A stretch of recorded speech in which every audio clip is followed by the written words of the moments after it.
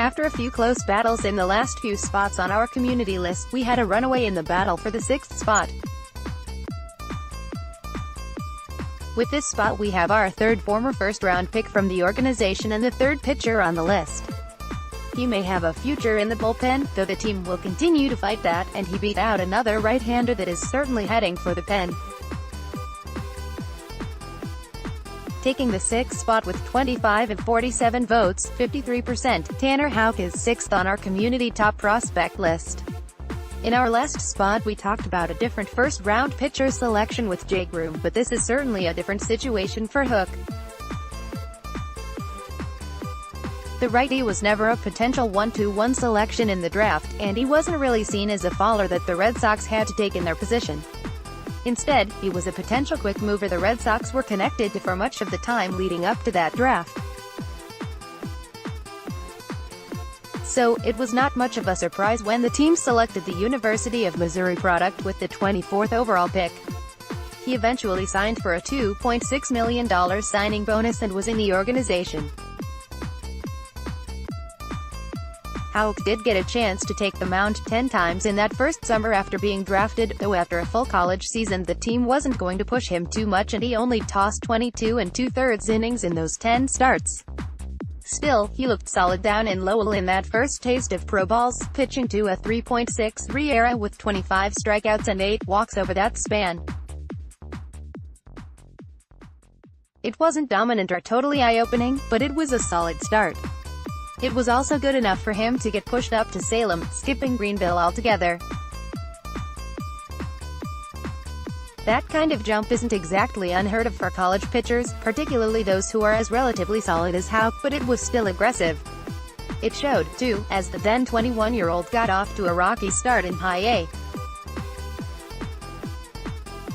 Over his first 11 starts of the year he pitched to an ugly 6.16 ERA, striking out 38 batters in 49 2/3 innings with 37 walks while allowing in .867 ops.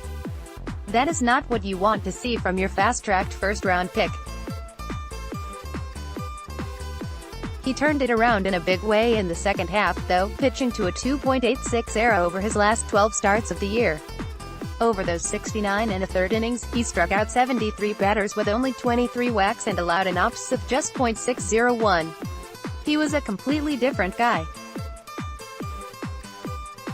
That's not just an expression based on his numbers, either. Houck legitimately was a completely different guy over the second half of that season. During his college career, the righty had always relied largely on a two-seam fastball off which the rest of his arsenal built. The Red Sox believed he'd have more success with a four-seam fastball, though, and made that his focal point to start the 2018 season. That clearly wasn't working and they allowed him to move back to the two-seamer. The results speak for themselves. The bad news here is that the two-seamer comes with a lower arm slot, and that along with his still developing changeup could lead him to a bullpen role in the near future. Houck has a big fastball and an impressive breaking ball, so a relief role wouldn't be a total loss, but his build makes him an ideal starter. If his changeup takes a step forward this year, our ranking is probably a bit low, but the lack of sustained success as a starter keeps his stock down for the moment. Houck is likely to start the 2018 season in Portland's rotation, and the way his season starts is going to be fascinating to watch. We assume he's going to be back to the two-seam heavy arsenal, and the changeup development will be most important to watch. If it doesn't, don't be too surprised if the team cuts bait with the rotation role and shifts him to the bullpen at some point later in the summer.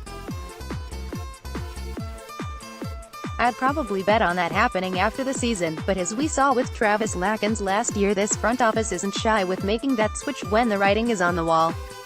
Here's our list so far. Now, you can head down into the comments and vote for the number 7.